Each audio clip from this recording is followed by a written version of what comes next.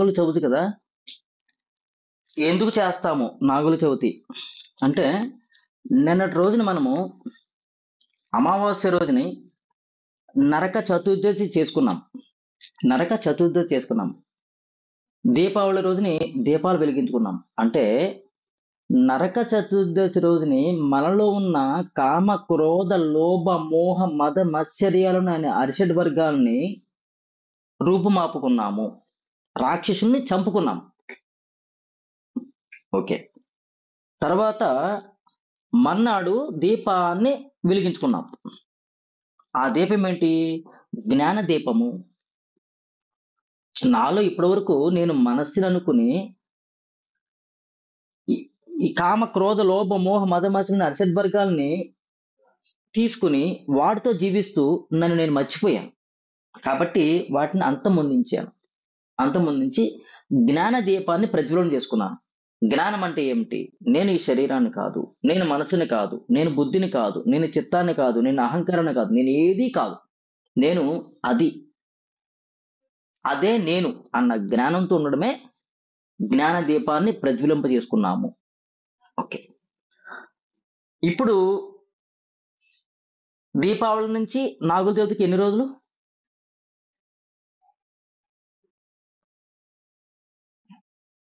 5 రోజులు. చూడండి, మూలాధారము, స్వాధిష్టానము, మణిపురము, అనాహత, విశుద్ధ, 5 చక్రాలు. మూలాధార చక్రము భూమికి, స్వాధిష్టాన చక్రము నీరుకి, మణిపుర చక్రము అగ్నికి, అనాహత చక్రము వాయువుకి, విశుద్ధ చక్రం ఆకాశతత్వానికి ప్రతీక. ఇంకా దీని తర్వాత భగవంతుని యొక్క తత్వమే. ఇక్కడి నుంచి అంతా కూడా భగవంతుని యొక్క తత్వం కలిసిపోవడమే. ఎవరైతే ఆధ్యాత్మిక సాధనలో జ్ఞానాన్ని వికసింపజేసుకున్నారో వారు ఈ చక్రాలను దాటి పైకి రావాలి. అందుకే 5 రోజులు పెట్టారు. పెట్టిన తర్వాత ఈ నాగుల చవితి 5వ రోజు నాగుల చవితి చేసుకుంటున్నాం. అంటే నాగుల చవితి అంటే ఏంటి? ఇలా ఉంటాయి నాగులు, ఇలా ఉంటాయి. మన యొక్క కుండలని యాక్టివేషన్ చేసుకోవడానికి జాగృత చేసుకున్నాము. మూలాధార చక్రం నుంచి విశుద్ధ చక్రం వరకు యాక్టివేషన్ చేసుకున్నాం. మనం కుండలని సాధన చేస్తున్నాం. మన యోగ రహస్యాలన్నీ కూడా కుండలని సాధనే. సో దానిని యాక్టివేట్ చేసుకోవడానికి, ఆ కుండలని యాక్టివేషన్ చేసుకోవడానికి మనం సాధన చేస్తున్నాము. సో సాధన చేసుకున్నప్పుడు విశుద్ధ చక్రం నుంచి పైకి వెళ్ళిపోతే ఇంకంతా కూడా కుండలని యాక్టివేషన్ అయిపోతుంది. చూడండి, ఆల్రెడీ మీ కుండలని సంబంధించి బొమ్మ కూడా ఇలాగ ఉంటుంది, పాములతో ఇలాగా. ఓకే, అది ఎక్కడుంటుంది? సుషుమ్నా నాడిలో ఉంటుంది. సుషుమ్నా నాడిలో కుండలిని జాగృతి యాక్టివేషన్ అవుతుంది. కాబట్టి దీపావళి నుంచి నాగుల చవితికి 5 రోజులు పెట్టింది. ఎందుకంటే మూలాధారము, స్వాధిష్టానము, మణిపురము, అనాహత, విశుద్ధ చక్రం దాటితే నువ్వు కుండలిని యాక్టివేషన్ అయిపోతుంది నీకు. సో ఇప్పుడు ఈ రోజు నుంచి నీ కుండలిని యాక్టివేషన్ అవుతుంది. నాగుల చవితి రోజు నుంచి నీ కుండలిని యాక్టివేషన్ అవుతుంది. ఇది ప్రతీక. ఇక నుంచి తర్వాత మనము సాధనలో ఉండడానికి సమయం, మంచి సమయం ఎప్పటి వరకు? మకర సంక్రాంతి రోజు వరకు.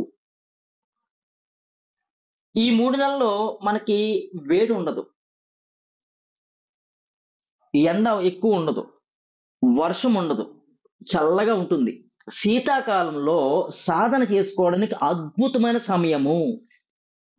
ఎందుకంటే స్వెట్ ఎక్కువ పట్టదు, చిరాకు ఉండదు, వర్షం ఎక్కువ రాదు, చిరాకు ఉండదు, అన్ని మంచియే. కానీ సాధనకి ఇవి కొన్ని ఇబ్బందిగా ఉంటాయి. ఉరుములు మెరుపులు వస్తే సాధన చేయకూడదు, ఇబ్బంది అవుతుంది. అందుకని వర్షాకాలం కొద్ది సాధన తక్కువ చేస్తారు, సాధన చేస్తారు. ఎండాకాలం బాగా తక్కువ చేస్తారు, ఎందుకంటే వేడి, స్వెట్ ఎక్కువ ఉంటుంది కాబట్టి సాధన చాలా తక్కువ చేస్తారన్నమాట. చెయ్యాలి కూడా. సో ఈ శీతాకాలంలో చక్కగా సాధన పూర్తి చేస్తాం. కుండలిని యాక్టివేషన్ జరిగింది, ఇక నుంచి జరుగుతుంది. ఇక నుంచి సాధనలో ఉంటే ఇక్కడి నుంచి విశుద్ధ చక్రం ఓపెన్ కాడి నుంచి కుండలిని యాక్టివేషన్ అయిపోతుంటది. అంటే ఇక్కడి నుంచి సాధన చేయండి అని అర్థం మీకు. మకర సంక్రాంతి వరకు చక్కగా సాధన చేస్తే అమోఘమైన ఫలితాలు, యోగ సిద్ధి కలుగుతాయి. తర్వాత వైకుంఠ ఏకాదశి ఎప్పుడు వస్తుంది?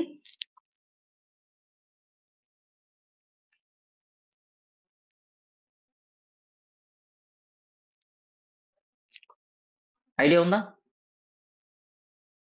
ఉమ్. అమ్మా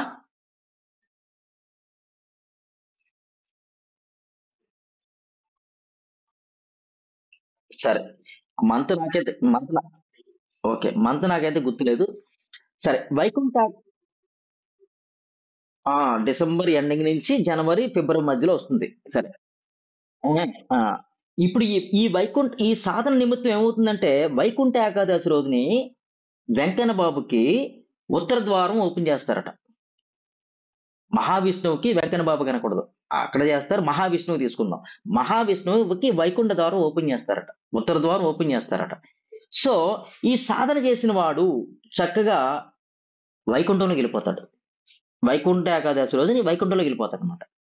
అంటే సాధన సిద్ధి జరిగింది, మోక్షం వచ్చింది. ఓకేనా? మోక్షం వచ్చిందనమాట. అందుకే వైకుంఠ ఏకాదశి అని చెప్పారు. సాధకుడికే పెట్టిన ఈ పండగలు అన్ని కూడా గృహస్థులకి పెట్టింది ఎందుకోసం అంటే, సకల చరాచర జీవుల్ని ప్రేమించండి. నాగుల చవితి, నాగులు ఈశ్వరునికి ప్రీతికరమైన జీవులు. అందుకే ఆయన ఒంటి మీద ఎప్పుడు నాగసర్పాలతో ఉంటాడు. ఆయన ఈశ్వరుడు నాగసర్పాలతో ఉంటాడు. ఇక్కడ కడియం నాగమే, ఇక్కడ కడియం నాగమే, ఇక్కడ దండ నాగమే, శిరస్సు నాగమే, అన్ని కూడా నాగుపాములు ఉంటాయి ఆయనకి. నాగుపాములు అంటే ప్రీతి ఆయనకి. అందుకే ఆయన ఒంటి మీద అన్ని కూడా నాగులే ఉంటాయి. ఆ నాగులకి మనము పాలు, గుడ్డు, సిమ్లి ఉండ, తేగ ముక్క, పిండి పదార్థాలు వేస్తాం. అవి వేయడం వల్ల అవి స్వీకరిస్తాయి. సరే. ఆవు పాలు కూడా, పాలుకి పాము బాగా ఇష్టము. పాముకి పాలు బాగా ఇష్టము, అందుకోసం ఆవు పాలు కూడా వేస్తాం. ఆ వాటికి ఆహారం తీసుకుంటాయని. తర్వాత మీరు తీసుకునే ఆహారం తీసుకోకపోయినవి, మీరు వేసిన పాలు భూమిలోకి వెళ్ళిపోతాయి. మీరు వేసిన సిమ్లి ఉండ గట్ట కొన్ని కొన్ని జీవులు, చీమలు, కొన్ని రకాల జీవులు ఉంటాయి భూమి మీద, అవి తింటాయి. భూమి మీద జీవించే జీవులకి మీరు ఈ ఒక్కరోజు వేసే ఆహారము అవి దాచుకుంటాయి, తింటాయి. ఈ విధంగా మీరు జీవసేవ చేస్తున్నారు, జీవసేవ చేస్తున్నారు. అందుకోసము ఈ రోజు ప్రత్యేకించి మనము తినే ఆహార పదార్థాలు ఏవైతే ఉన్నాయో, పిండి వంటలు కూడా చక్కగా వాటికి ఆహారంగా నివేదన చేస్తాము. భగవంతుడికి ముందెట్టి ఇలా ఇస్తాము, అది పక్కనెట్టి ప్రత్యేకించి భూమిలో వేస్తాం మనం. ఎందుకంటే అవి కూడా స్వీకరిస్తాయి, వాటికి కూడా మనం సేవ చేశాము, వాటిని కూడా ప్రేమిస్తున్నాం మనము అన్న భావంతో చేస్తారని గృహస్థులకి మనకి నాగుల చవితి రోజున పెట్టారు. గృహస్థులు, సాధకులు అందరూ కూడా ఈ 3 నెలల్లో శీతాకాలంలో ప్రాణాయామాలు బాగా చేస్తే, శీతాకాలంలో ప్రాణాయామాలు బాగా చేస్తే బయట ఉండే చలి లోపలికి వచ్చి నీ శరీరం అనారోగ్యం తేకుండా శరీరంలో వేడి ఉత్పన్నమవుతుంది. ప్రాణాయామాల వల్ల బాగా వేడి ఉత్పన్నమవుతుంది, అది శరీరం ఆరోగ్యంగా ఉంటుంది ఫస్ట్ ఆఫ్ ఆల్. తర్వాత ఈ ప్రాణాయామాల వల్ల మనస్సు కుదుట పడుతుంది, శ్వాసగతి తగ్గుతుంది, అంటే ఆయు ప్రమాణం పెరుగుతుంది. శ్వాసలు ఎక్కువ తీసుకుంటే ఆయు క్షీణం, శ్వాసలు తక్కువ తీసుకుంటే ఆయు ప్రమాణం. కాబట్టి ఈ ప్రాణాయామం వల్ల నీకు ఆయువు పెరుగుతుంది, మనస్సు సర్దుకుంటుంది, శరీరంలో వేడి ఉత్పన్నమవుతుంది, శరీరం వ్యాధి నిరోధక శక్తి పెంచుకోవడానికి బాగుంటుంది.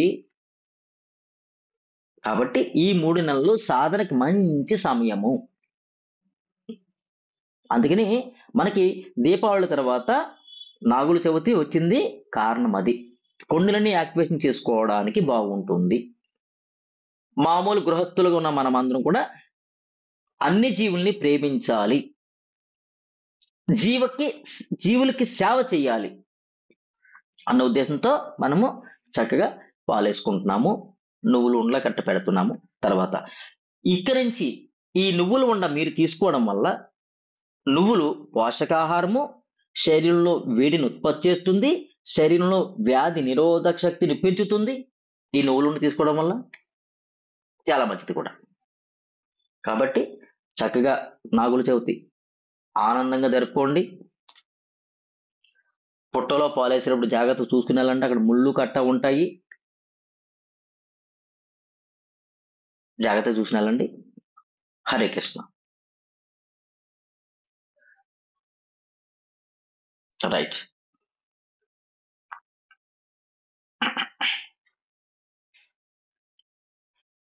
హరే కృష్ణ.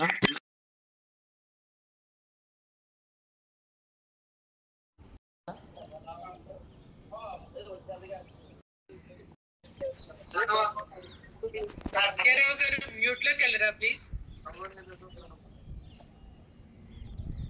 స్వాతి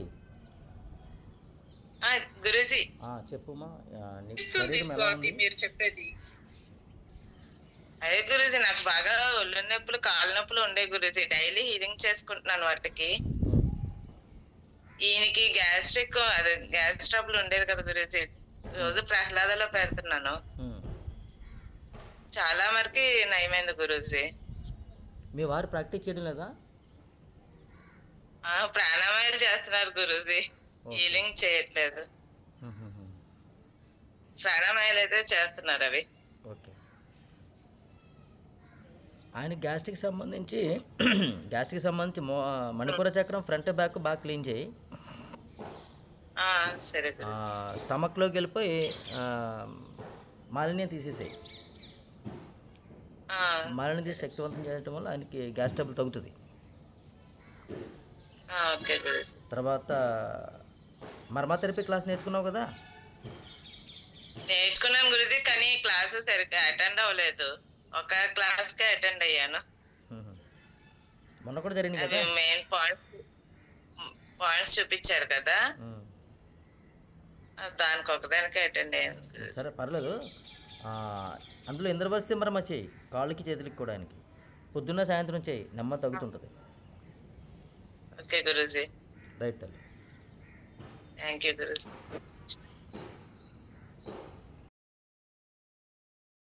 ఏంటంటో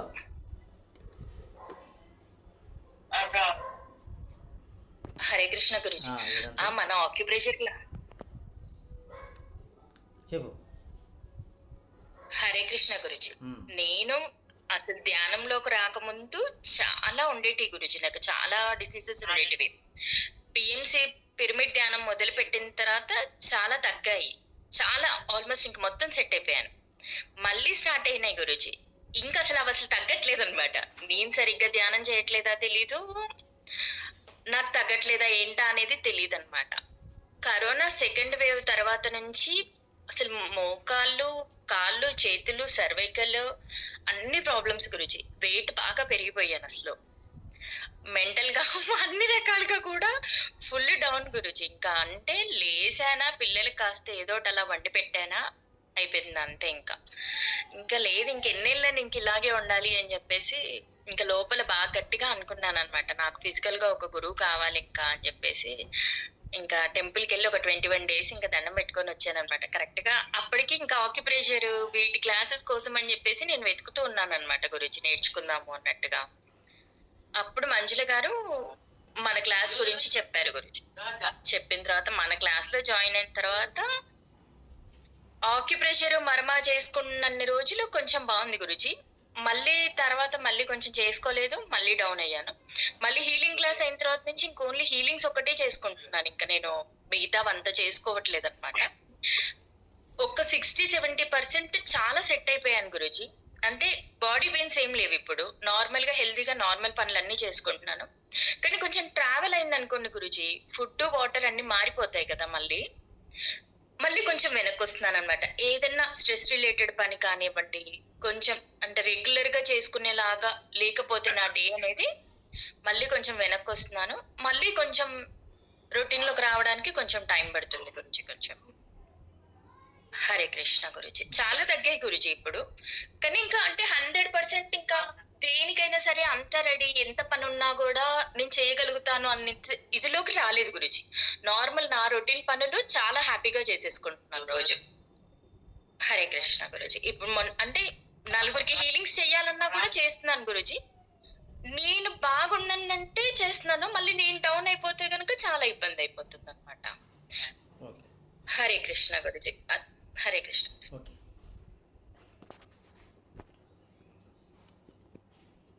అంటే ఈమెకి ఏం కావాలంటే నువ్వేం చేయాలంటే ఎప్పటికప్పుడు రోజుకు ఒక 3 సార్లు అయినా సరే నీ మనసుని తీసుకోవాలి. మనసుని తీసుకుని దాంట్లో ఉన్న మాలిన్యం తీసేసి దానికి బ్లెస్ చేస్తుండాలి. ఇది సైకలాజికల్ ఓకే ప్రాబ్లం. గురుజీ. ప్రస్తుతం నీకు ఉన్నది ఓకే ఏంటంటే గురుజీ. శారీరక ప్రాబ్లం కాదు, సైకలాజికల్ ప్రాబ్లం. ఇది నాకు కొద్దిగా ట్రావెల్లో ఉంటే నాకు ఆ ఫుడ్ పడదేమో, వాటర్ పడదేమో, దానివల్ల నేను కొద్ది వీక్ అవుతానేమో అన్న మానసిక స్థితిలో లోపం ఉంది. కాబట్టి ఆ మనసులో ఉన్న మనల్ని తీసేస్తే దాన్ని బ్లెస్ చేస్తుంటే అది శక్తివంతం అవుతుంది. అది శక్తివంతమైన తర్వాత నువ్వు ఎక్కడికి వెళ్ళినా సరే నేను స్ట్రెస్ అవ్వను, ఓకే గురుజీ. నాకు ఫుడ్ పడకుండా ఉండదు, నాకు ఫుడ్ పడుతుంది, వాటర్ పడుతుంది అన్న స్థితి నేను రావాలి. అంటే నీ బాడీ పరంగా కొంచెం రుగ్మతలు తగ్గిపోయినాయి, మానసిక పరంగా ఉందన్నమాట. మానసిక పరంగా ఉంది కాబట్టి రోజుకు 3 సార్లు నువ్వు మనసుని తీసుకుని దానికి బ్రష్ చేస్తూ ఉంటే ఆటోమేటిక్గా నీకు వచ్చిన ఉన్న ప్రాబ్లం క్లియర్ అయిపోతుంది. ఇంకా తర్వాత దీన్ని ప్రాక్టికల్లో పెట్టాలంటే మనకి ఇంకా 1 మంత్ టైం ఉంది. కాబట్టి నువ్వు ఇది చేసుకుంటూ ఉండి రేపు అరుణాచల్ రావడానికి ట్రై చేస్తే కనుక అప్పుడు ఆ ప్రాబ్లం క్లియర్ అయిపోయిందే తెలుస్తుంది. అంటే ఇంట్లో ఉన్నంత వరకు నాకేం ఉండదు. జస్ట్ ఒక గంట బయటికి వెళ్ళి వచ్చినా, లేదంటే ఒక హరే కృష్ణ. సాయంత్రంలో బయటికి వెళ్ళి వచ్చినా కాదు, వారం రోజులు బయటికి వెళ్ళి వచ్చిన తర్వాత నా పరిస్థితి ఎలా ఉందో తెలియదు నాకు. ఓకే గురుజీ. నీకు హరే అర్థమైందా? కృష్ణ. అంటే ప్రాక్టికాలిటీ, సాధన అంటే ప్రాక్టికాలిటీయే. అందరూ గమనించండి, సాధన అంటే ప్రాక్టీస్ అంటే ఏంటి?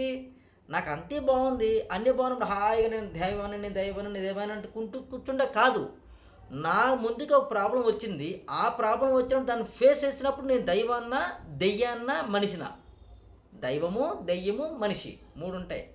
ఇప్పుడు నేను దైవంలో ఉన్నానా, దెయ్యంలో ఉన్నానా, మనిషిలో ఉన్నానా నాకు తెలియాలి. ఎప్పుడు ప్రాక్టికాలిటీలో నా ముందుకు అనుభవం వచ్చినప్పుడు